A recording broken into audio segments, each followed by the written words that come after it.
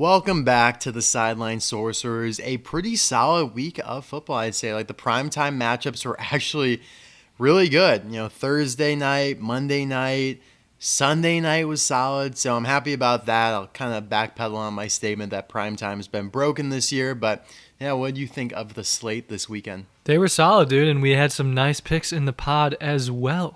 Yeah, definitely not my best week, but you had a really good one, and I really thought you should have had like a one-loss week, dude. Because yeah, I mean, so I thought close. Kansas City and Jacksonville would for sure win. But Yeah. before we get into the Week 13 recap, I want to talk about a couple funny little stats. If you guys watch on YouTube and see the thumbnails there, I have a quarterback in the bottom left corner, and then I always have the matchup quarterback, left and right, you know, one on the left, one on the right. And so I figured if there's any kind of weird consistencies or tendencies about the outcomes of their games in that given week. So I totaled it up. It's pretty even between the quarterbacks on the left and right on the top there in like my little matchup section. The left quarterback 7-6 currently, and the right quarterback is 6-7. While the left quarterback is on a 3-game winning streak though, so that's pretty even. But whoever gets put into the corner by me, probably gonna lose. They are on a 5-game losing streak and overall are 5-8. So whoever I decide to put in the corner of the thumbnail is in trouble. That is a wild stat, bro. I know. So here's the real question is, have you decided yet who is going to be in the corner this week? I sure have, yeah. So you make this like determination ahead of time. Does it factor into you making your picks as well? No, like honestly, up until this point, like I just looked at the games. I looked at the best quarterback matchup. Mm-hmm. That would be the left-right quarterback, and then I looked at another interesting matchup and selected the star quarterback. So up until now, like I really had no say. Like it had no bearing on who I thought was going to win. And in fact, you'd like to think that the corner QB would win because I'm always selecting like a star quarterback. Mm-hmm. You know, like Kenny Pickett's never appeared on there. I mean, have Geno you Smith reused never, any corner QBs? I have reused a few corner QBs for sure. This week, I am choosing Matt Stafford. Oh, I was going to try and guess it, but oh damn, no, dude, that would have been fun. I'm sure you can Stafford. guess who's the matchup though. Who I'm gonna put in the matchup? In the matchup, like who's the best quarterback matchup this week? I think it's super obvious. Oh, I gotta scroll down. I was looking at last week's picks. So you're rolling Matt Stafford against Baltimore. That is a saucy one. I haven't used him in the corner this year yet, so I thought, why not give him a shot? But I do think he's gonna lose. No, yeah. But I made that decision before I totaled up the corner stats. It has to be Josh Allen and Patrick Mahomes. 100%. So which one's going left and which one's going right? Let me pull it up here real quick. I made it this morning. Oh, it's on this. I really hope you have Josh Allen on the left. It has to be Josh Allen on the left. Yes, sir. Oh, dude, Josh Allen is on the left. That's huge because the Buffalo Bills are winning this week, and according to the stats, the left QB is going to win based on their 3-game winning streak. So that is fantastic news. Yeah. Moral of the story: Matt Stafford, you're screwed. I mean, that's the best conclusion we can come to. But anyways, looking at our picks from last week, Jake went 10-3, bringing his total up to 117-76. I had a rough week going 7-6, bringing mine to 121-72. Catching up on you a little bit. It's going to be a close finish for the end of the year. 4 games back. Holy shit. Yeah, I'm a little nervous. This was definitely not a good week for me. Took 3 games back. So yeah, Thursday night football, Seattle at Dallas. This game probably didn't go how many expected. Super high scoring affair and very entertaining, I would say. Probably the best Thursday night game we've had this year. And honestly, punts for like the first time since 1960 or something, right? Yeah, I saw that stat. I can't believe the Seahawks were able to move the ball so effectively against Dallas. And honestly, kind of the same way. Like, Seattle's defense isn't horrible. And so, yeah, this was a big shock, but Dak Prescott's played amazing. Geno Smith had his probably best career game. He did have an interception, which wasn't great. And obviously, he couldn't get it done there at the end of the game. Although I was watching the end of this game, and some of the decisions that Mike McCarthy made were just mind-boggling to me. Like throwing the ball on the 3rd down there instead of running it to knock more time off the clock. And there was another thing he did in there that just was ridiculous. Like he took a timeout or something along those lines. I'm like, dude, you're like making this situation so much more amenable to Seattle, because I really thought there was a good chance they would come down the field and score. Obviously, that didn't happen. But, yeah, good win for Dallas. Dak's looking great. Yeah, very impressive play out of both QBs there. I'm still just spooked at how high scoring that was, especially just Seattle going up against Dallas defense when they looked absolutely pitiful against the 49ers defense the week before. I mean, very comparable defenses. That's what I thought. Yeah, both top-end defenses, and yet they get absolutely shut down, can't score a single offensive touchdown against the 49ers, and then they score 5 against Dallas. Inexplicable, because that one was at home and then this one's on the road. Right. But yeah, Geno ended up as QB1 in fantasy. That's crazy. Week. Absolutely wild. Indianapolis at Tennessee, another kind of fun match, went to overtime. Indianapolis ended up winning, even though they did not get the ball first, and they didn't even score first in overtime. Tennessee got a field goal, but then Indianapolis went down the field after like a Gardner Minshew 53-yard pass to, I think, Alec Pierce, which, yeah, Gardner Minshew had a great game. I think he did fumble, but overall he had, super clean game and was very effective passing the ball. I was, really happy to see this as I picked them. And yeah, I still don't believe in Will Levis. He was not very accurate in this game. I mean, sure, he, played all right, but not very accurate. Derrick Henry pretty much led the way for them. Yeah, no, he did, and then he even got a little bit injured, so Spears is probably going to lead the backfield this week. Although they do have a little bit of a longer rest period because they don't play till Monday. Yeah. But did you see the crazy sequence of events like in the middle of this game where I think it was the Colts like blocked a punt and returned it for a touchdown, and then going for the 2-point conversion, Tennessee picked it off and then returned it for 2 points. I mean, it was absolutely ridiculous. I did see that. Yeah, that was not ideal for sure. You don't want that to happen. Well, then, of course, Tennessee missed an extra point because their holder got injured, and so Ryan Tannehill had to do that one, and so they missed that one, but then they did make the field goal in overtime. Right. Yeah, Ryan Tannehill has really shrunk to a new low for you. It's funny, though, like, when you play Madden and whatnot, like, the backup quarterback's always the holder. Yeah. Even though I don't think that's really how it always goes in real life. But, yeah, fun game. Atlanta at the Jets, not a fun game. Looked very weird. It was like 2-0. It was like 8-5. Just a wacky one, man. Gross one. Definitely, our bet on the under hit. My bet on the Jets winning did not hit, although it certainly could have hit. It was a low-scoring game, and the Jets lost by less than a touchdown. But at the end of the day, their offense is just so much more inept than Atlanta's, and their defense isn't, that good. Atlanta's defense is good enough. So, yeah, just a super ugly game. I hope I forget about it. Yeah, I mean, like you said, it was just wacky. Atlanta and the Jets over-under here was 34, and, like, you rarely see lines set that low. And I just love how sharp your pick was of taking the under there. Yeah, you had it too, so... Did I? Oh, yeah. Oh, God, I did. I didn't even realize that. But, yeah, I kind of used the same logic for one of my picks this week. Just when you see, like, for example, one of the college games earlier this year, I think it was like... Mississippi State and Auburn? No, the over-under was like 77. I think it was like USC at Washington, maybe. Did they play? Shit. Yeah, they did. Yeah. Okay, that one was set at 77. And I took the over in that one. I think the final was like a 52-45 or something like that. 52-42. Okay, yeah. So, like, when you see those lines that are way high or ones that are way low, I kind of like riding with, like, if it's already super low, go under, and if it's already super high, go over. Yeah. Yeah, I mean, these offenses just are not very good, and their defenses are pretty good. Yeah. So, Detroit at New Orleans, Detroit got up early in this game, and then New Orleans kind of raged on back. I mean, Derek Carr threw a pick early, allowing Detroit to get up, but then Detroit just kind of got conservative or whatever, and New Orleans came back. Derek Carr got hurt. Jameis Winston came in, did not play great, and they ended up losing by like 5 or so. So kind of an interesting game here, and yeah, a little scary if you're a Lions fan. The defense has not looked good recently. Yeah, I mean, I just don't know how they can't, like, I mean, I get that they did close out the game here, but they can't play 60 minutes of good football. It's like against the Packers the prior week, they jacked around for a while before they started scoring and getting some points. Against the Bears, they barely won. I mean, they gave up 38 or whatever to the Chargers. So last 4 or 5 weeks, they've not looked great, but I do think that, I mean, they're still winning, so you have to hand it to them. They only lost to the Packers by 7, or Or what? I think it was 6 actually, or 7, whatever.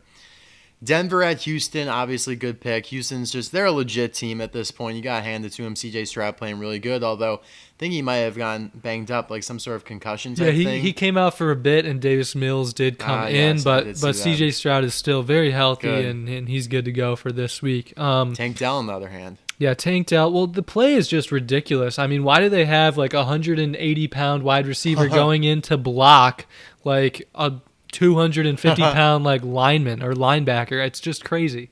Yeah, definitely not an ideal matchup there. Sucks to see for sure. Yeah. Also sucked to see Russell Wilson throw 3 picks. Yeah, I mean, 2 touchdowns, but 3 your picks. Pick for Denver though was very close to hitting. I mean, they brought it down to the very end of the game there. I mean, Broncos throw a touchdown on the last play, they win that game, and they were on the goal line, or they were on like the 10-yard line or something. So they were close. Yeah, Houston's definitely had a few close calls over the last few weeks, starting with that Tampa Bay game and then the Cincinnati game and the Arizona game. I mean, they've had some really close ones. I feel like they're bound to drop one here, but good for them. They are still not in the playoffs, though, because they lost the head-to-head against the Colts, who are in with the same record, so that's interesting there.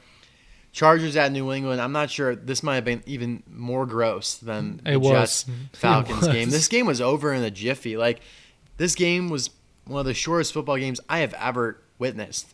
6-0, obviously. The weather was horrible. It was rainy. No one wanted to be there, especially the Patriots. And, I mean, it's just crazy. The Patriots score 1 touchdown, they win this game. Yeah. It's like the Chargers shut out a team, but they couldn't even cover a 6-point spread. I mean, that's just egregious, bro. It's gross, yeah, man. Those guys just wanted to sit on the bench under the little coats and cuddle up with each other because they did not look like they wanted to play any football. Yeah, the Patriots are in a bad way right now. They got really nothing going on there. Bailey Zappi, Mac Jones, like, who cares? They're the same person. Yeah. Just literally switching between them every other week. Then we have Arizona at Pittsburgh. This was, on the flip side, like the longest game because it was delayed twice. It literally ended up going deep into like the afternoon game windows. But yeah, I mean, Arizona just kind of blew them out. And like I think I said last week, I almost wanted to take Arizona in this game, but like I couldn't do it. Yeah, that was a good pick. At Pittsburgh. Could have been a different outcome if Kenny Pickett did not get hurt there. I don't know, man. You don't think? I don't know.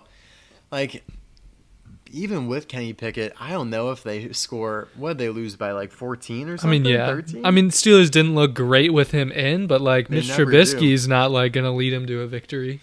So this is why I felt so good about Jacksonville last night or the other night, because if Pittsburgh was able to shut down Cincinnati the week before, that told me, all right, Pittsburgh's not good because they just got blown up by the Cardinals, but they beat the Bengals, so the Bengals then must not be very good. Yeah. So I was like, I feel so good in Jacksonville, especially even covering a 10-point spread. And we all saw how that went. So yeah, just super weird. I do expect them to bounce back on Thursday night, though. Then we have Miami at Washington. This game did not go really how I thought. It kind of looked like it might have. Miami definitely, went the way I thought. They would score a ton on Washington's bad defense. I just thought that Washington would be able to score a little more.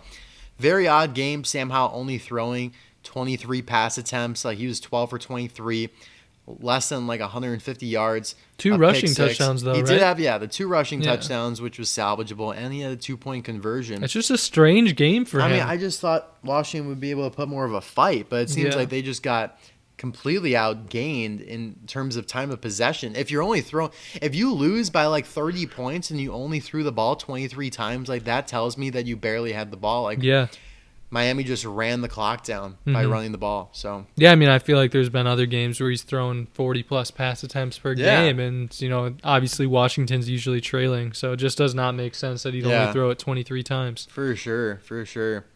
Carolina at Tampa Bay. This game was so crazy. I actually took the over in this game. This was another like anemically low over-under. I think it was 34, 35, or 30, like somewhere in that range. And initially it didn't look like it was going to hit. Obviously it ended up 21-18 off of that late Carolina touchdown and 2-point conversion. So I'm super happy that hit. But yeah, I mean, Tampa Bay just took care of business. I was a little concerned, Carolina firing their head coach. Maybe they're all fired up. Yeah. Maybe they did look a little more energetic, but Bryce Young does not look great still. I know he doesn't have weapons, blah, blah, blah. But at the end of the day, he's been there now for, 12, 13 weeks. He's got to make something happen. He's still turning the ball over. I know he's getting the ball a little bit more to Jonathan Mingo, which I think is a good thing. But, man, they look bad. Yeah, no, I mean, they definitely did. And I honestly was a little surprised because I feel like many times throughout this year, you've picked a team after they fired an offensive coordinator or a coach or something like that. Like you did it with Michigan when Harbaugh was down for a little bit. Right. And so this was like one of the few times where you were like, no, we're still riding Tampa Bay. And of course it came through. Just because they're so bad. I mean, Carolina And sucks. the thing is, though, like that's going against it all is that they have no incentive to lose because they don't own their number one pick. Right. So unlike the Bears, where when they play the Cardinals, it's like, man, like if we lose this game, like the Cardinals then kind of switch up with the Bears and like your pick gets better compared to the Cardinals. Like I don't imagine them having much motivation, especially like the coaching staff and those people behind the scenes. In this case, they have all the motivation to win because it can only get worse, and it is getting worse. I mean, the organization as a whole just seems to be in a bad spot. The Bryce Young pick hasn't really worked out. They don't have that number one draft pick. They lost their number one receiver to Chicago. I mean, it looks rough there right now. But yeah, Tampa Bay obviously, just took care of business. They could still win that division. Which is crazy because, I mean, I don't think Atlanta deserves to be in the playoffs, but I don't think Tampa Bay does either. No, Imagine for sure. Desmond Ridder making a playoff appearance, it just bro. hurts my brain. Like, if they make it over something like the Rams. Or the Bills. Yeah, I mean, I'm not thinking about the Bills because they're in the AFC. Okay. But, yeah, it's really bothersome. Like, I know you don't really pay attention much to college football, but you know how they select, like, the top 4 teams? I paid attention this year, yeah. I know that it was just a wild sequence of events because Ohio State got booted from it, and, like, they should have been in it. Same with Georgia, even. Is that what you're going to say? The main thing, though, is Florida State went undefeated and won their conference championship, but were left out in favor of Alabama, who had one loss. Right. And that was the humongous debate, Alabama versus FSU. And in that sense, like, instead of, like, maybe they probably are the 4 best teams, right? Yeah.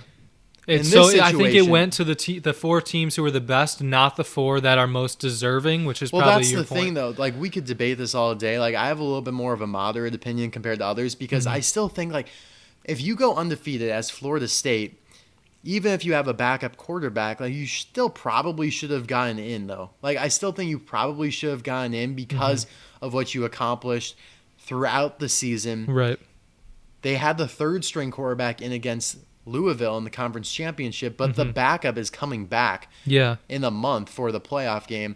So, I don't know. We could debate that another day, but basically my point is that the Falcons may make the playoffs because that's how the system works. You win your division. In college football, they won their conference and didn't make it because of the subjectivity involved. Yeah. So there's a humongous difference. And honestly, I think college football should be more like the NFL, more structured. Right. Where there are more absolutes. And it's going that way with the expansion to the 12-team playoff. But there will still be conversations like that where certain teams get left out on that like 12-13 borderline. But obviously, conversation for another day. Super interesting to talk about, though. But yes, I would hate to see that happen and have like the Rams left out. I don't really care if Green Bay gets left out, but I guess that is another one that's contending in there. Yeah. Next up, San Fran at Philadelphia. I'm very happy with the outcome of this game. I love San Fran. I don't really care that much for Philly.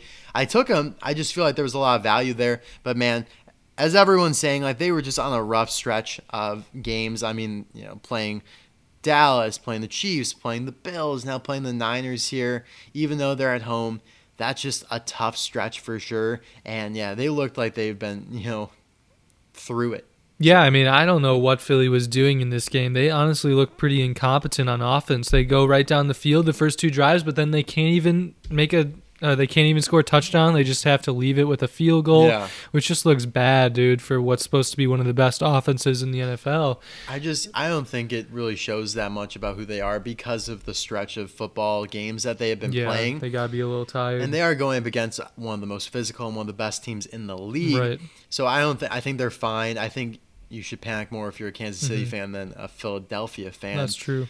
But it's great to see. I mean, I love to see them, right the ship in terms of 49ers because they got blown out by the Eagles in the playoffs last year, So Brock Purdy, he got hurt last year at the beginning of the game against the Eagles. Now he finishes off with a phenomenal performance, 4 touchdowns, some really good throws. Yeah. And in the MVP conversation. Yeah, I mean, he surprisingly. really went nuts, dude. I just don't understand where San Fran like went those 3 little piddly weeks. They lost to the Vikings and whatever They other had some bozo injuries, teams. Debo was out. Yeah. Caffrey got banged up. Trent I Williams just was banged still up. feel like their team was so dominant through that, Well, like the rest of the season. if They Jake should have Moody won. makes like a field goal, they Yeah. beat Cleveland. I think if he makes a couple field goals against Minnesota, they win. The Yeah. only one where they really like lost it was the Bengals. Hmm. But anyways, next up, Cleveland at the Rams. Game was kind of close at first. Joe Flacco looked pretty good at first, but then the Rams just kind of ran away with it. Yeah, I didn't even watch this game. No. I don't really know that I have much to add, but And yeah. Matt Stafford's playing really good right now. He's got like 7 touchdowns over his last 2 games. Yeah, well, he's still not getting the ball to Cup. And Well, it's he had a pissing me off. touchdown at least. Well, One all right. This touchdown. is like the first week in like the last 7 games where he even had any action I at know. all. More than like 3 targets. Yeah, I hear you. I hope that Cup is getting healthier and healthier so he can get more separation, Yeah, allowing Stafford to get him the ball more. that But would be dude, excellent. I love this line. It was like the Rams minus 3.5. I loved it, and it did hit. Mhm. I don't know if I put in my best bets, but as the week went on, I was feeling really good about it. Yeah, Kansas City at Green Bay, Sunday Night Football. Jordan Love, I have to hand it to him. I've been hard on him this year, and I still don't believe he's great. Like, I really do believe he's going to come back down to earth. But the last few weeks, he's played phenomenally. He chewed up this Kansas City defense, and I don't know if it's more of a depiction of how good he is or how bad Kansas City's defense played in this game. A defense that has been pretty good throughout the season. One of the best defenses that Patrick Mahomes has had, but they still made Jordan Love look phenomenal. I mean, right off the bat, I'm just going down the field on them. They could not stop Green Bay whatsoever. And, man, I'm playing Mahomes. Like, there were multiple instances in this game where I'm like, all right, here you go. Mahomes is going to go down the field and just take control of this game like they've always done and like they've always shown us they're capable. And so first opportunity comes around, Mahomes throws a pick. And it's like, oh. it's well, just like that's not good. unprecedented for him, man. I know he doesn't have the great receivers that he's had, but like last year, I don't think the receivers were much better. Right. If not, maybe even worse with Juju Smith-Schuster Yeah, and whatnot. And yet, yeah, they just couldn't get it done. Then the final drive, so of course now it's an 8-point game instead of a 5-point game. So now you need a touchdown and a 2-point conversion. Some weird plays on that last drive. I was so excited. Like, this is where football is at its finest, in my opinion, where you have like the juggernaut, the best quarterback, Patrick Mahomes, and he is up against it. You don't see it often. Like, right. when you see like Jalen Hurts, I mean, obviously this past week he was up against it, but like it was so out of hand. This situation, Patrick Mahomes had a clear route to winning this game, or at least tying it and sending it to overtime, and he couldn't get it done. Something that we always have come to expect from them. So I'm a little concerned for the Chiefs. I mean, obviously they'll still make the playoffs. They'll probably still win a playoff game, but I don't think they make it to the AFC Championship or even, I mean, definitely not the Super Bowl. But I just feel that I don't think they're going to get the number 1 pick. You got the Ravens and the Dolphins contending for that. I think they're going to have to play a team in the first round of the playoffs, probably going to be a team like, let's see, they could probably end up facing maybe the Bills or the Colts, and I could definitely see one of those teams knocking them off. So, yeah, I'm a little concerned about them. But yeah, I mean, I think, you definitely should be. They have not looked great, and it seems like Mahomes might not be in the conversation for one of the greatest of all time. I think he still is. But Well, I told you, regression here. Yeah, I know we didn't talk about it on you the said pod. it at the start of the season, though. Yeah. You said it then to Exactly. me. But, like, C.J. Stroud, dude, he makes things happen with his scrappy group of receivers. I So know. how come Mahomes isn't doing it Well, anymore? at the end of the day, I think Nico Collins and Tank Dell are stars. No one knew about them yet. You know what I mean? Yeah. I saw this video, actually, the other day that C.J. Stroud and, like, Tank Dell were, like, kind of buddies. They, like, met each other at the Combine. And Tank Dell, like, said to C.J. after C.J. was drafted, yo, tell Houston to pick me. And so Houston listened to their rookie QB who was not even about that. Yeah. I can't believe they listened to him that Right? much, or maybe they like already were planning on taking him. But Yeah. it's cool how that worked out. Yeah. I mean, the fact that they if they did listen to him, like A little combination of both is probably what happens. Yeah, probably. So good stuff there. I mean, they probably saw, Jamar Chase and Joe Burrow. They saw Tua and Jalen Waddle. Yeah. Those guys play with each other in college and developed good repertoire, and they're doing that in the pros. Well, did CJ and Tank No, play? they did not. But like, if they had this friendship and bond already, like maybe you could consider that a similar thing.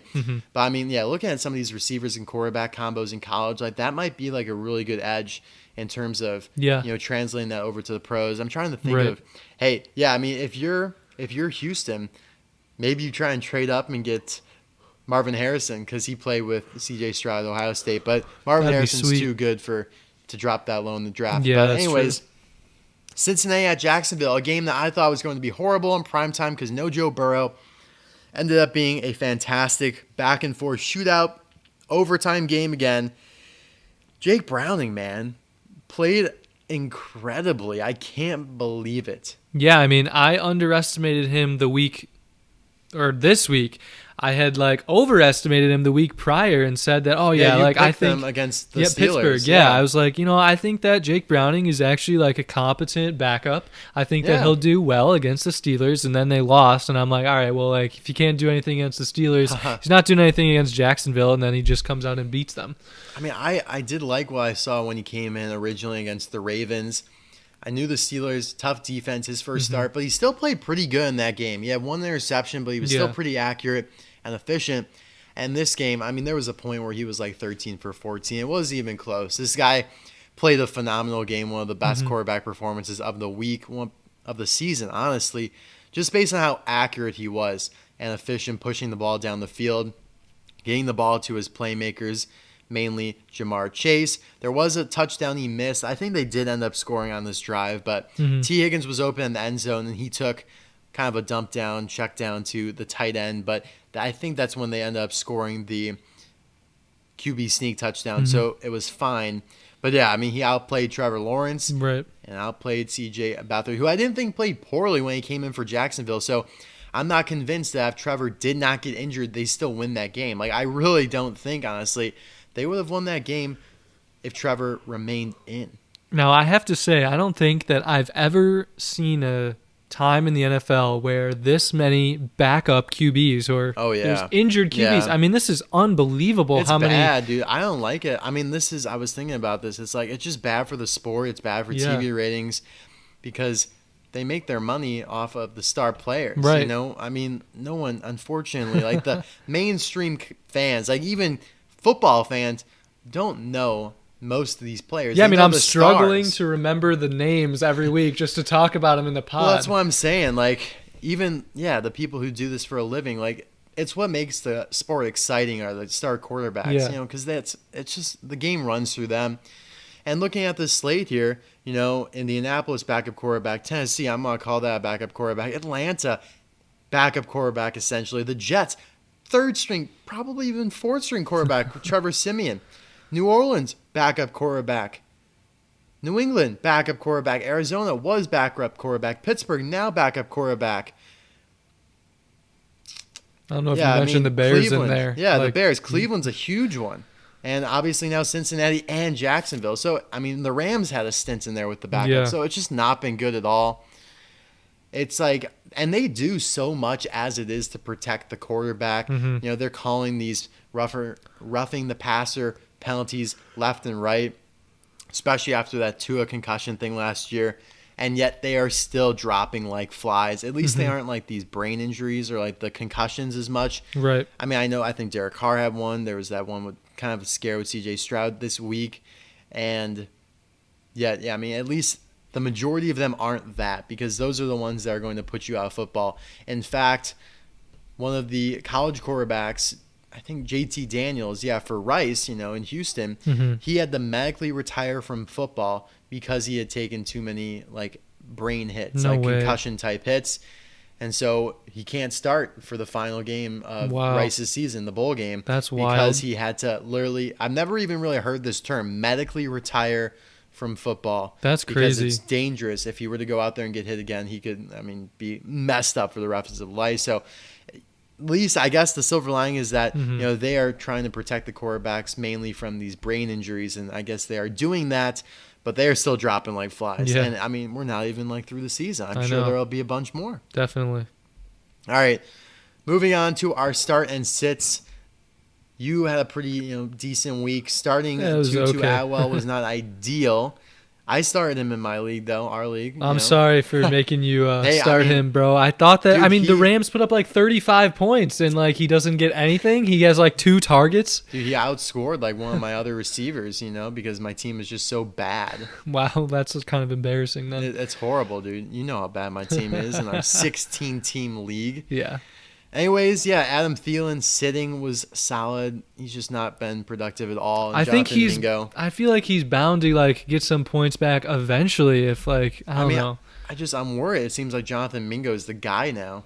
I don't know about the guy, but like. Well, as far as it goes in terms of the Panthers, Yeah. not much action to be had. That's exactly, yeah. It seems more like a even split between the two of them. Like, honestly, I think Bryce Young would be like willing to have like a threesome with those two, and he would not like spend more time like banging the other. Like he would spend equal time with each one. Yeah, he would be fair about it. Yeah, exactly. Yeah, that's fair. Yeah, I like that. Well, he's gonna have to make something magical happen over the next few weeks here if he wants to keep his job. I mean, I'm sure he probably will to some extent, but there'll definitely be some criticism raised. My start and sits, Jalen Warren starting, not ideal. I like the pick though, dude. It makes sense, dude. The Rams ran through the Cardinals last week. Yeah. I mean, they just annihilated them. Mm-hmm. Steelers were not able to do that at all. I mean, their offensive lines, I think it's comparable to the Rams. I'm really surprised about the way that game went as a whole. Yeah. And then, man, I couldn't have picked a worse game to say Terry McLaurin to start. He literally had his worst game of his career, Yeah. I think. Oh, it was. He played and he didn't even have a single. Yeah, he might as well have not played because Yeah. he didn't do anything. He had like 3 targets, no catches. So that's just bad luck right there. I think he had 25 yards in something like his last 76 games. Yeah. And he did not get it. I don't at all. understand. Dude. I just can't believe it. They must have Jalen Ramsey must have been locked down on him. Yeah. Sitting Tyler Lockett, though, he had a few points, but nothing too crazy. So that was that. Week 13 best bets. Yeah, so I did say that I thought Dallas was going to cover that 7.5 point spread, and while they did win by 6, it was not enough. I'm just really surprised still that Seattle was able to hang tight with Dallas for that whole game, put up 35 points against one of the league's top defenses. But so props to Seattle for doing that. Rams, however, did put a pounding down this week on the Browns. They won by like 15 or 20 or something like that. Yeah. So good pick on the Rams, covering -4.5. And then we already touched on this earlier, but Atlanta at the Jets under 34 was a lock. That was just a crappy game. Yeah, that was one of mine too. I love that one. Miami at Washington over 50. Thanks to Miami for doing it almost all by themselves. The game still didn't go exactly as planned because I thought Washington would be able to put up points and cover.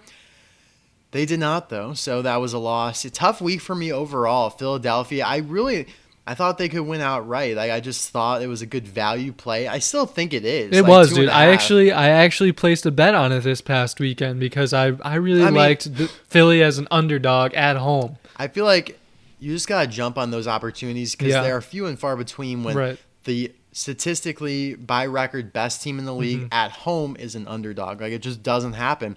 There weren't even any injuries. Yeah. So I feel like it was a good value still. Denver plus 3.5. It came close to covering, missed by like 1.5 points, but that did not hit. And then my college football, man, you probably look at me and you're like, you had no idea. Like, you must have been flabbergasted this week in college football because everything went exactly how you did not think it would. And you're right. This was a wild week of college football for me. I certainly did not see any of these games really going the way they went, especially, man, Oregon losing to Washington, not even coming close to covering, obviously. It sucks when you look at your season and you win. You won every game by like double digits. Your only 2 losses are to Washington by a total of 6 points. Like, Washington owns you.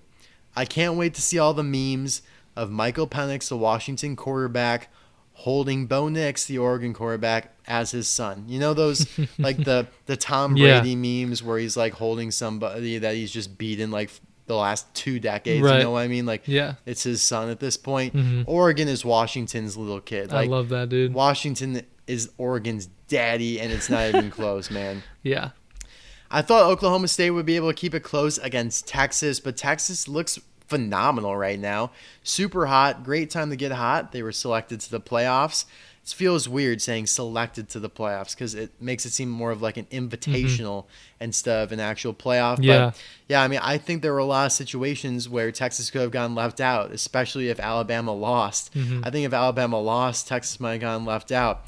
Anywho, yeah, so they just blew out Oklahoma State. Boise State -2.5 with UNLV, my only correct college football pick. So really, I really owe it to the Broncos over at Boise State. This one, yeah, wasn't even close, unfortunately, but still a good season for Nevada, Las Vegas. SMU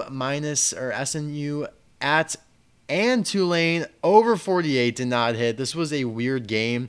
SMU, I didn't know this actually, but their starting quarterback was injured. So honestly, I probably wouldn't have taken this if I knew that, but that's on me. I did take, personally, I didn't put this in the pod, but I took SMU, the points, and the money line. That paid out. SMU won this game outright, so that was nice, though. Michigan, Iowa, over 35.5 was a no-go. It kind of came close, but just a no-go. And then Louisville, +2.5. This game, I watched almost all this game because, you know, I tell you, I make $1 bets. Like, I place $1 on every bet, no matter what it is. I put $5 on Louisville money line because I felt so good about it. And No man, way. it was just, I'm banging my head against the wall down here in the basement. That's crazy, dude. bro. This game was excruciating to watch. Louisville had so many opportunities, dude. They blocked like a punt or something, or like something happened. Yeah, I think it was like that. So they have the ball like within the 20-yard line, and their quarterback throws a pick in the end zone. It's like, dude, you could have won this game if you just kept kicking field goals because Florida State literally only scored 16 points with their third-string quarterback. Like, Louisville, how can you not put more points up against this team with their third-string quarterback? They were dropping interceptions. It was horrible. And Louisville beat our alma mater, Notre Dame. Jack Plummer, whatever the hell your name is, you're trash. And, like, I was scrolling through Twitter. The only enjoyment I got out of this is seeing everyone just hate on this Jake Plummer kid. Like, people were saying that, like, literally the amount of memes of him like flipping burgers at McDonald's were exorbitant because that's all anyone could put up online because of how atrocious his performance was. You would have thought that he was the third string quarterback and not Florida State's. End of rant. Nice. I'm upset. Moving on to Week 14, Thursday Night Football, another just absolute showstopper here. I'm not even watching this one, dude. I'm telling you right now, I'm not making a parlay for this game, dude. You're not? This is the crappiest game of all time. Yeah. Who am I going to bet on? Like, Zeke? Dude, I mean, I'm telling you, yeah. I mean, Bailey Zappi over 3 touchdowns. That's the play. Yeah. No, yeah, for sure. It would be hard to make a parlay on this one. I can't bet on George Pickens because he would just let me down again. Yeah, we're definitely staying away from him. I just can't, bro. Like, yeah, it's too you got 2 dangerous backup with this quarterbacks in this one, unless they go back to Mac Jones. But yeah, I'm gonna take Pittsburgh. Looks like you're taking New England. Yeah, I mean, I feel like they could be due for a victory, but like, I don't they have a lot of do. I don't have a lot of faith in Trubisky, bro. He just rubbed me the wrong way on the Bears for so many years. Yeah, like I think that's like, he's just not gonna get a win against New England. I don't know. I like New England to cover. That's one of my bets, but I'm going to take Pittsburgh because whenever they lose, they bounce back. Yeah. Whenever New England loses, they just lose again and again and again. Fair. Houston at the Jets. I just can't. I don't know what to do, man. Come on, dude. You literally said earlier that like Houston is legit at this point. All right, I'll take them. If they lose this week, dude, I will never take them again, though. Because I'm worried, though. Like, going into the Jets, I looked at the weather, though. The weather looks nice, so the weather's not going to be a factor. I think they might start Trevor Siemian, who I do kind of like Trevor Siemian.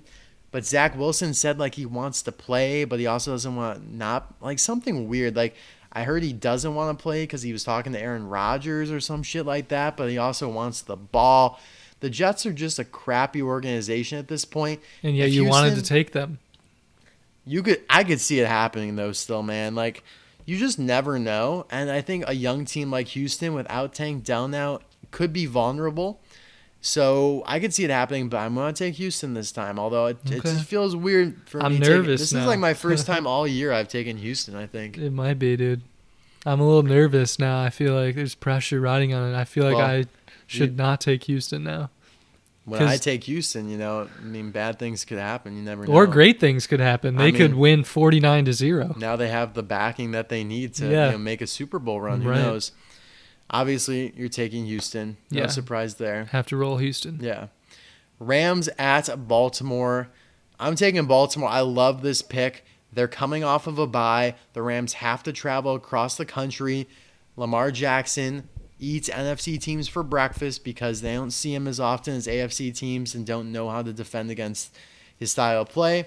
So I really do love Baltimore here. I like them to cover as well. I think it's like a 6.5, 7-point spread. I like them to cover that. I mean, I think it's a solid pick. However, the Rams, I feel like, are really hungry for the playoffs at this point. And have you seen their offense the last few weeks? I mean, it's looked good. I think they make the playoffs, and they could drop this game and still make the playoffs. Yeah. Like, if you look at their schedule, it's not too hard. It's not that bad, no. Yeah. I think they have the Saints. They got the Niners, so they'll lose the Niner game, I think, at the end of the year. But I still believe, and the Niners, who knows, they could sit the last week of the year or the last game of the year, and the Rams could win that one. So I think they'll make the playoffs, but this is not going to be a win for them. Okay, I guess we'll see. I think that their offense has looked good enough in the last few weeks that's caused me to want to pick them here. They've been averaging like 35 points a game.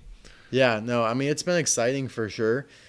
I really hope they make the playoffs because it would just be a shame if like a good team like them don't. And like, I mean, obviously someone has to come out of the NFC South, but man, like in situations like this, it reminds me of 2020 NFC East when Washington won with a 7-9 record. And if Washington did not win their last game of the season, then the Giants would have won that division with a 6-10 record and made the playoffs.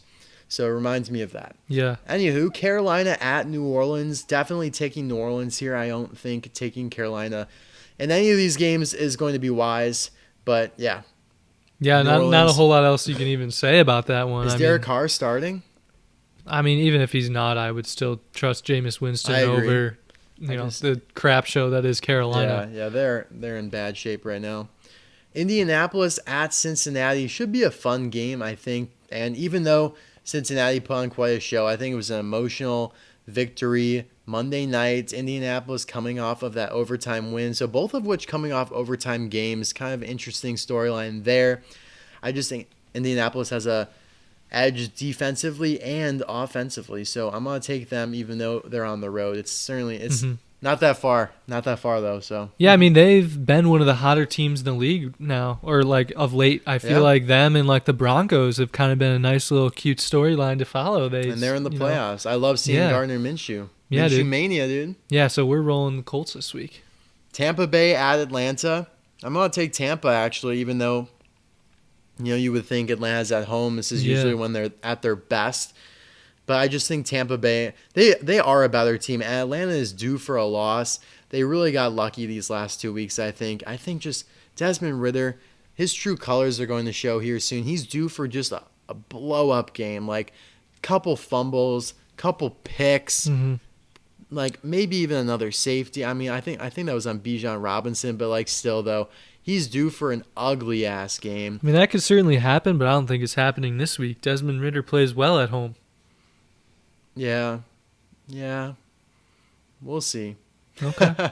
I just think Tampa Bay needs this win so they could stay alive in the division.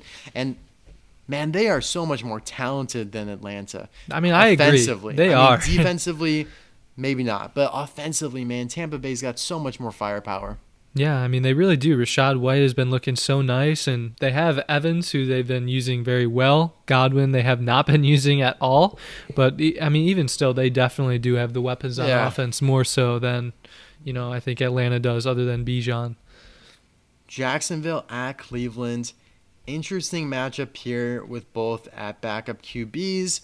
I definitely like Cleveland for that reason, even though, like I said, Cleveland has their backup quarterback as well. But I think Joe Flacco, he's better than PJ Walker. He's better than Dorian Thompson-Robinson. Is Flacco playing this week? I think it might be Dorian Thompson-Robinson. If they bench Joe Flacco after a pretty solid performance against the Rams, they would be absolutely nuts. I mean, I agree that Flacco should play, but I think that they're starting Thompson-Robinson. I'll believe it when I see it. I'm still going to roll with Cleveland. I think they'll switch. I would be shocked if they start DTR over Joe Flacco. And I like what CJ Beathard did in that game against the Bengals, but I just think it's a tough spot for them to be, traveling on the road now. They're a little deflated. They lost 2 guys in one game that they could have even won. So it's like, it's not like, oh, we lost 2 guys, but at least we still won. No, you lost some of your best players, and you still lost. So, I mean, it's going to be tough for them the next few weeks. Yeah, no, that's a good point. They certainly are going to be a little down in the dumpster, but I don't know. I feel like CJ has played fine. I mean, he at least, for the little bit he did last night. He's got experience, though. He started a game or 2 for the Niners a couple years ago. So we'll see what happens. It's going to be a close game. I like the under in this game, whatever it's at. That's probably a good pick, yeah. It's probably pretty low, though. I think it's maybe a 36 or 7. Detroit at Chicago. I like Detroit here to come into Chicago and just shut down the Bears, man. The Bears aren't shit. I know they beat the Vikings. They're coming off of a bye. And even though they're at home, I just don't trust them enough to beat one of the best teams in the league. Even though Detroit's been kind of faltering defensively, I think they kind of get right against the Bears here. Yeah, it's a fair pick. I haven't liked the way Detroit's been playing the last few weeks, though. No. I feel like this could be a time where the Bears just get one of those sneaky upsets after they lost to Detroit a couple of weeks ago when they really shouldn't have. I don't know. I feel like this is going to be a time where Chicago actually pulls off a victory. Yeah, I could see it for sure, especially since they almost beat them at Detroit. I can't bring myself to do it. I know I took them against the Vikings that, actually worked out, but just don't feel it here. Then Seattle at San Fran. San Fran's at home, so definitely rolling with them despite an impressive performance from the Seahawks, coming off of a few days of extra rest. So maybe they cover this. It's a big spread. I think it's 10 or 9.5. Yeah, it's pretty significant. So I do kind of like them maybe cover that, but I'm going to still roll with Brock Sturdy Purdy. Yeah, I think you have to after the way he just put them, in their place on Thanksgiving. He just ate some bird, dude. Even though he threw a pick 6 in that game, but but this goes to show you how that game went. You could throw a pick 6 and still win by 15, 18, 16, 17 it was points not even or whatever close. it was. Yeah, San Fran's going to have an easy win here against Seattle, I think. Minnesota at Vegas. Vegas coming off of a bye. I like him in this game. I'm actually kind of surprised that we're both picking Vegas, considering Vegas is an underdog in this game. Minnesota's also coming off of a bye. I just think Minnesota's kind of storybook story or whatever you want to call it with Josh Dobbs is kind of coming to an end. Vegas' defense is sneaky good, and I think they shut down Minnesota and are able to win this game or do just enough to win this game. It's probably going to be low scoring and close. Both, again, backup quarterbacks. Here we go again. But, yeah, this is going to be a forgettable game, but I do kind of like Vegas here. Yeah, I'm taking Vegas, too. I think that the Josh Dobbs story was cute for, the 2 weeks that it worked out for after he came in. Cute. And he won against Atlanta, I think it was. But, other than that, and then his next game he won, too, I think that his time is coming to a close here. Getting these victories, and Vegas is going to win this one. Nope. Denver at the Chargers. This one's kind of interesting. Obviously, Denver looking pretty bad on offense. Russell having a bad game despite, being, one of the hottest teams in the league. Chargers just so middling at this point. But I do like them to win this game. They're at home. Obviously, that doesn't mean much when you're playing at SoFi in LA. But I still like them to win this one. Justin Herbert, man, he's got to make some plays here. And I think he does. I think I can't see. Maybe Denver wins when they play at Denver, but I like the Chargers here. I think that Denver's kind of their win streak is over. Man, it's a weird game. These few games here feel weird to me. Yeah. But I'm going to choose the offense that I know is a little bit more explosive. Yeah, because they were quite explosive against Well, New England this dude, past week. I'm removing that game from the sample size because Yeah. the weather was horrible. No, that's a good point. Yeah. No, it was. But I'm taking Denver because I saw that you were picking the Chargers, and every time you pick the Chargers, they lose. So Really? I'm like, yeah, we're just gonna roll Denver this week because they're hotter than the Chargers are. And anytime you bet on Brandon Staley That's true. lets you down. I know I took So- him against, well, the Ravens, the Packers. They lost both of those. Those were some dumb picks. Well, I think against the Packers, that was a good pick. But I think that the Broncos are just going to come in and they're going to be hungry for a little revenge after they lost last week to Houston. So I think they're going to win this one. it's kind of a horse battle, because the Chargers, one of their logos is of like a horse. Oh, Like as a that's right. charger that refers, it's not Yeah. always a lightning bolt. Like it's a horse Yeah. at times. hmm So, you know, Which is a stronger horse? I mean, who's going to the end up the Bronco? pony? Who's going to be exploited as the pony in this I one? don't know, dude. As long as I can ride them, I'd be okay with either. I hear you on that. I'm going to ride the Bills here. I'm going to ride my Buffalo all the way into Kansas City I love that, and dude. trounce the Chiefs. Dude, I love that so much. Yeah, those Buffalo are going to be prancing around with those horns Oh, held yeah. high. There is nothing Buffalo hates more than the Chiefs, who have eliminated them from the playoffs the last 2 years. Yeah. Buffalo having, a rough start to the season, coming off of a bye. I'm honestly surprised Kansas City is 2.5-point favorites. I think it'll get bet down. I love Buffalo in this game. That being said, the Chiefs are still the Chiefs. Patrick Mahomes is still Mahomes. They could still win this game, but this is one of my favorites of the week, and it definitely should be, America's game of the week, which it is. I wish these games were in the primetime setting. Like, I know it's the game of the week, but like, I'm more available to watch football in the evening than I am at like 4:00 in the afternoon. Maybe on just Sunday. like the majority of the U.S. likes Well, to yes, watch them no, in the that's exactly afternoon on what it Sundays. is. That's exactly what it is. Like, I should look at the ratings, but I do think that, like, well, for me personally, it's like I would love to just like eat my dinner and watch this. That's like what I do for Sunday Night Football. But now it's like wedged in between like lunch and dinner, and like I don't know what to do with it myself. I'm probably running some errands. I probably watch a little bit of the noon games, and then I do some stuff and try and feel productive on Sunday, and then I come back and I eat my tacos and I watch Sunday Night Football, and so then I kind of miss some of this game. Like, that's just how it goes. But Yeah. anyways, taking Buffalo. Yeah, dude, I love that pick so much. I definitely think that they're going to come into Kansas City here and pull off a victory. Josh is angry with Mahomes for... He's so angry. Dude, that crap that they pulled last year, just the crazy... Or I guess it was 2 years ago, right? When there was like that crazy overtime game, and then they changed the overtime rules because of it. Well, yeah, 2 years ago when Gabe Davis has 4 touchdowns, Josh Allen had a perfect game, 13 seconds, Mahomes, Yeah. Oh, that was ties 2 it years up, ago, right. Then Mahomes goes down the field in the overtime Yeah. and win. But they still played last year, though. Yeah. Right? Yeah. But I was just... No, never mind. I'm sorry. They did not play. The Bengals eliminated the Chiefs from the that's playoffs right. last year in a blowout game. Yeah. The Chiefs, who the Chiefs play? They played the Jaguars and then the Bengals. Mm-hmm. So, yeah. Anywho, that is all. Actually, no. That's, we still oh my got 3 God, more, what am I dude. thinking? So, yeah, even though that isn't prime time, this is still a really good Sunday Night Football matchup. Philadelphia at Dallas. I don't know that they're the Sunday night game, dude. I think it's Green Bay at the Giants. No, those are 2 Monday night games. Oh, they are? 2 Monday night games. No Yes, way. I didn't know. realize that. Yeah. Oh, then I guess we do have a good primetime yeah. game, dude. For sure.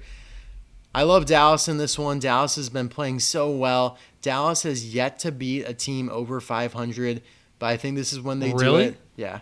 It's actually funny. Same with Miami. Yeah, I was just thinking that. And they face each other in 2 weeks. So, I mean, eventually Ooh. one of them's going to have to knock that, It's so cute. off their back. Yeah. But I do like Unless Dallas it ends in this a game. tie. Wouldn't that be just so fitting? That would be so fitting. But, yeah, I mean, obviously, it's weird to think Philadelphia to lose 2 games in a row. Mm-hmm. But, again, this is a really tough schedule for them. And they're going to one of the hardest places to play. Yeah. That being Dallas. It is obviously in a dome, so you don't have to worry about the weather or anything like that. But I think Dak continues his MVP campaign. They almost beat the Eagles last time. I think they get it done this time. If we think back to last year, they split in their series. However, the one game that the Cowboys won was when Jalen Hurts was out and Gardner Minshew played. I don't think they need a backup quarterback to beat Philly this year. Yeah, I agree. I like that pick a lot. I'm also taking Dallas this week. Yeah, I mean, I think it just seems like the right pick with Dallas at home. I think I saw there was some stat that Dallas has like one of the longest winning streaks at home, and yeah, like it's probably like up to almost 15 games at this point. Yeah, I think it said since week 1 of 2022 was like their last time they lost. I think it was Against to Tampa Bay. Yeah, against Tampa. coming off their Super Bowl victory. Or no, that was not. That was the year after Tom Brady won the Super Bowl. Anyways, yeah, I do remember that game distinctly. That was the first game of the season last year. Yeah, but so I don't think that Philly is going to be able to, win both games in the same year against a very solid Dallas team. Yeah, it's tough to do that, unless you're Oregon and you just lose to the same team every time you play them. Yeah. It's tough to beat a good football team twice in the same year. Monday night, for whatever reason, there are 2 games on Monday Night Football at the same time. I do have a theory. For whatever reason, they needed the Giants and the Jets to be home this week, and obviously they couldn't both be at home on the same day, so they had to move Green Bay and the Giants to Monday. That's my theory. Who knows if it's right, but it just feels weird. Yeah, I feel like that has to be it, though, to be honest, because for whatever reason, they just needed both New York teams, New Jersey teams technically, to be home on the same week, and so in order to do that, they had to play on different days. But yeah, Green Bay at the Giants. I'm taking the Giants here. Coming off of a bye, I like what I see from Tommy DeVito. I think Jordan Love and Green Bay are due for a regression type of game down to the mean. I mean they've looked really good, but the Giants defense over the last few weeks has proved to be really solid. They're at home. I like them in this game, at least to cover. I mean, I don't like that pick. I gotta be honest with you. I think that's the only one that I strongly do not agree with this week. I mean, you're forgetting that the Giants lost 40-0 to the Cowboys, and they put up goose eggs this year, bro. That was before Big Dick DeVito arrived, though. I don't know that he's an absolute playmaker, though, man. I mean, he lives with his mom, dude. Exactly. He doesn't have to worry about laundry. He doesn't have to worry about groceries. Yeah. All he's got on his mind is football. I mean, I guess, but you're forgetting that Green Bay just took down first Detroit and then Kansas City, bro. 2 phenomenal teams in the league, and Green Bay comes in and beats them. And you're thinking that sounds like the perfect setup for them to lose the game that you most expect them to win, though. I don't like the pick. That's the only one that I just disagree with you on this week. Your other ones I can totally see hitting. It's definitely a little bit more of a upset big pick. Swing for sure, but upsets happen, No, that's true, yeah. So I like that. Tennessee at Miami, not taking the upset here. No. But I do like Tennessee to cover. It's a humongous spread. It's 14 points. It's kind of a lot. I think that they are able to keep it within that, if you would even consider that close. But obviously, still going to take the Dolphins to win. Yeah, dude, the Dolphins are going to absolutely roll them by probably, close to 2 touchdowns if they, Tennessee does manage to keep it within the spread. 14-point spread is just one of the biggest we've seen this year. Yeah, it's hard for me to, I know we've seen that with the Giants, and Dallas covered against them that second time, and Miami has covered some big spreads this year, but they also, didn't cover a big spread against the Raiders, for example. Yeah. So I think that game's very comparable to this one. The Raiders kept it close against Miami. I think something similar could happen here. Right. But so, I'm taking Miami as well, dude. I really like them this week. Good stuff. Yeah, they're elite against. They're lethal against teams under 500. So there you go there. Arizona and Washington are on bye. Coincidentally, they played in week 1. It's an interesting fun fact. Jake, week 14 starting sits. Go ahead. All right, so we've got Gabe Davis this week. I know you're going to like this pick, dude, because you were telling me earlier that Gabe absolutely owns the Chiefs. He does. Again, like we said, that playoff game from a couple years ago, he had those 4 touchdown passes. He was the reason they were so competitive in that game. And honestly, they should have won that game 110%. Although Gabe could also be considered the reason they lost to Philly last week, because he didn't look back and he was on the wrong side of the ball. Maybe Josh just threw it to the wrong person or the wrong side. Maybe Gabe ran the correct route and Josh. It's hard to say that. Gabe needed to at least turn around. No, I mean, I agree. I really do think, in all seriousness, that Gabe made the mistake there. But he's going to make up for it with a very solid performance this week. I like that. And then next up, we are starting Cole Kmet as well. I feel like this could be one of those games where he gets like a sneaky 2 touchdowns in there. He's like 2 touchdowns or no touchdowns. Yeah, like exactly. The amount of 2 TD games he has is, I think, more than his 1 TD Right. games, honestly. Yeah, normally the games against the Lions tend to be pretty high scoring. At least, the Lions have been putting up a lot of points this year. So I think this could be a good week for you to start Cole Kmet. Would you start him over Dallas Goedert, though? Coming off the injury.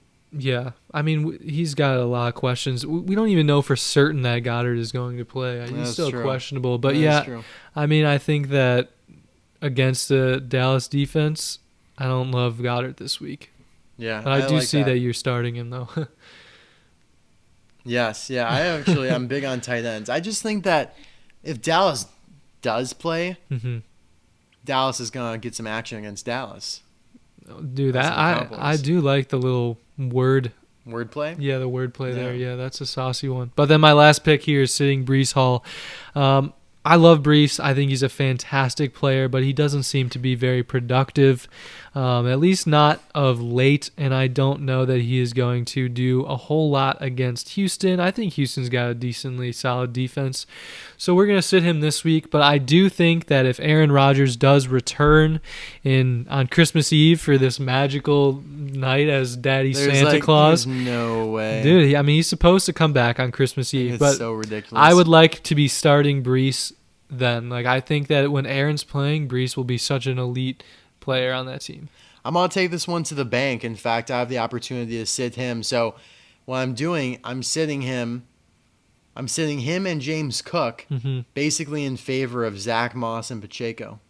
I like those picks. Yeah. I know you don't like James Cook. I could totally see Pacheco getting like a touchdown or even 2 against the Bills, though. Yeah. Pacheco is like a must start. The only one there is Zach Moss. That's a little questionable. Man, they give Zach Moss some crazy projections. He's up to 17 points projected. That is absolutely wild. That's more than Pacheco. That is more than DK Metcalf, more than Devontae Adams. That's wild. That's insane, man. Anyways, my start and sits. I'm big on tight ends this week. If Dallas Goedert plays, okay? So put that in there as a disclaimer. I like Dalton Kincaid regardless. Obviously, he is going to play. I mean, I think against the Chiefs, he puts up some big numbers for sure. I like that pick a lot. Yeah. Yeah, I mean, just thinking back to the Green Bay game, there was that, Sims tight end on Green Bay who had nothing. He's done nothing. But he got a touchdown in this game off of, a interesting little goal line play. I'm going to sit Calvin Ridley. I know that Christian Kirk is down, so Calvin's the number 1 guy. But is he? Zay Jones kind of looked like the number 1 guy. Although it is C.J. Beathard, he might have different preferences. But I just think C.J. Beathard is going to have a little bit more repertoire or rapport with Zay Jones because both have been more on that second team reps type of situation, in practice. I mean, CJ Beathard's obviously the backup. Zay Jones has been hurt, and he's wide receiver 3.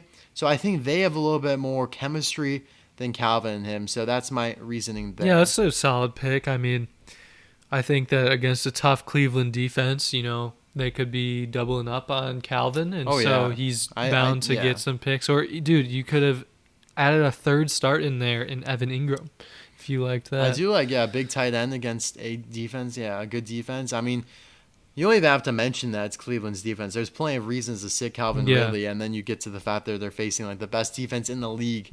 And yeah, it's probably a good idea, I think. Moving on to the best bets here. What do you have? Yeah, we kind of already touched on it. I love Buffalo money line this week. Plus money for them, and they're going to be hungry against the Chiefs, especially after their bye. And then the second one, I'm going with Houston and the Jets under 35.5. So this is like that Atlanta and the Jets game this past week. Very low point total. I like rolling with the under here. So what's your final score prediction? If it has to be under 35, Houston's going to win. Dude, I actually think this is going to be a 24-3 game, Houston. Ooh. Yeah, yikes. a kind of a wild scoring. Almost like the Michigan game, dude. The Michigan game was 26-0 this week. So kind of a similar fashion where, Houston just kind of comes in and dominates. And their defense has looked good. Yeah. So 24-3 is my guess this week. I have the Jets covering, actually, Oh. 6.5. So, I mean, that don't certainly like would that not, pick. not work in terms of your prediction. But, like I said, Tank Dell's out. You never know. Trevor Siemian, not too bad. Trevor Siemian actually played against the Jets last year as a Bear and played very well. Anyways, New England, I like them +6, even though I think they're going to lose. Like I already touched on, Tennessee +14, that's a lot of points. Miami's going to win, but not by that much. I think the Giants win outright, but I'm just going to take them here and the 6.5 points. I think that's a good value play. Again, like I said, coming off of a bye, Green Bay riding high, big emotional win against the Chiefs. They feel like they're on top of the world right now. They're going to overlook the Giants. I mean, they just beat two of the best teams in the league. They don't think the Giants are shit. Now they're going to come in there and get their pants pulled down because they're unprepared. Buffalo +2.5. I think they also win outright. But, we don't do anything in terms of like the units or the weight placed on these bets. So it's smarter for me to take the 2.5. But if we calculate it in terms of how many units we were up, then it would matter. You know what I mean? Yes. So that's why I take them in the points here. Vegas and the points as well. Vegas +3 against Minnesota. Couple over-unders here. Detroit, Chicago. I like them over 41. I really do like that one. Yeah, the weather that's a looks solid pretty good pick. in Chicago this weekend.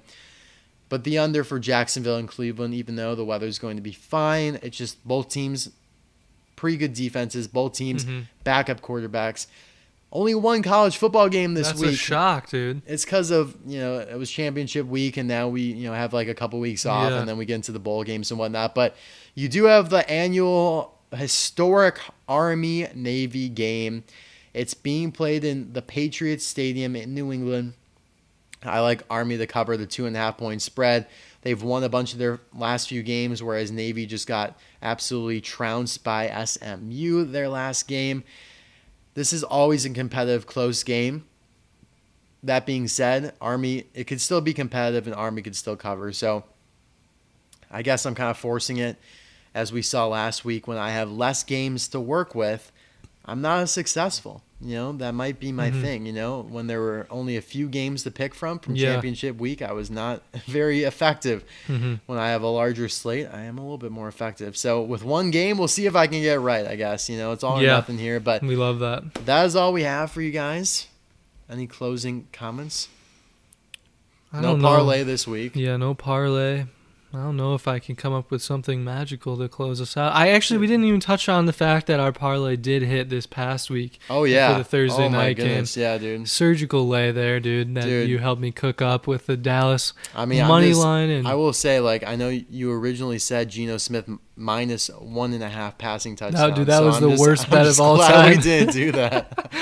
Thank God you fixed me there, dude. I just felt that Geno Smith would have a good game, even though I should have listened to myself and not played Dallas' defense, but I figured, I can't be that right? So yeah. That was good. Call. Yeah, I mean, I'm glad that we got that lay. It was so crazy that I literally, my first thought was Zach Charbonnet anytime touchdown, and that also hit, and it was +150. Yeah. So we had you guys covered there on all fronts. This week, it's going to be a quiet week because I can't do anything college football related because there's only one game. Yeah, wow, no parlays for us at all. NFL, I might have to step in and do some sort of NFL lay. That would be kind of saucy. I know. I'm not as good with the NFL lays. I'm better with singles. I think you're plenty good with the NFL lays. Well, I'll try and cook something up then. Okay. Well, guys, thank you as always for listening. And hopefully I can get something out for a short this week. If not, we will see you next week. Thank you as always, and enjoy the football week.